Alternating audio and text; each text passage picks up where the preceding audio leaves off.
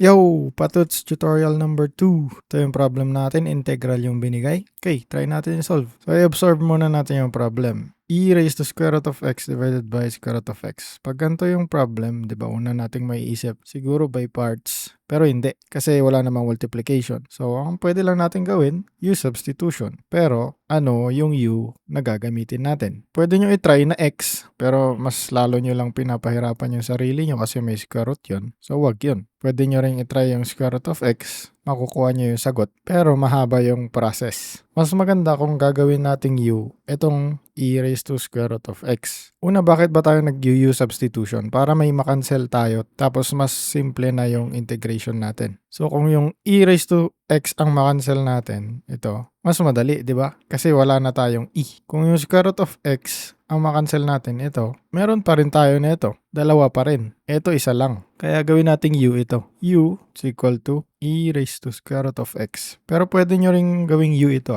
Mas mahaba lang yung process nun. Pares lang yung sagot. Kunin natin yung du nito. Du ay equal sa, so derivative nitong e raised to square root of x. Diba, ang derivative niyan, e raised to square root of x, kapihin mo lang ito, tapos i-derivative mo yung exponent niya. So, ang derivative ng exponent niyan, gawin mo muna ng raised to 1/2. Tapos, power rule. Ibaba mo to sa harap, tapos minusan mo ng 1 yung exponent. So, ibaba natin sa harap yan. So, 1/2 na yan, tapos minus 1 dito. 1/2 minus 1, negative 1/2. So, raised to negative 1/2 na yan. Tapos, ibaba na lang natin to dito para positive na yung exponent niya. So, ang mangyayari dyan, over square root of x or x raised to 1/2. Ginawa ko lang na naka-square root. Okay, ito ilipat natin dito. Yan, i-simplify na lang natin. Pag-multiply natin tong 1 tapos yung e raised to x. Yan, magiging ganyan na, di ba? Tapos dx dito. Next, kukunin natin yung dx. So, anong gagawin natin? Di ba, cross multiplication lang? 2 square root of x, punta mo dyan. Yung e raised to square root of x, punta mo doon. So, ang dx mo ay equal sa 2 square root of x du divided by e raised to square root of x. So, nakuha na natin yung dx. Pwede natin i-plug in dito. Plug in natin. Yan ay integral ng e raised to square root of x divided by square root of x multiplied by 2 square root of x divided by e raised to square root of x du.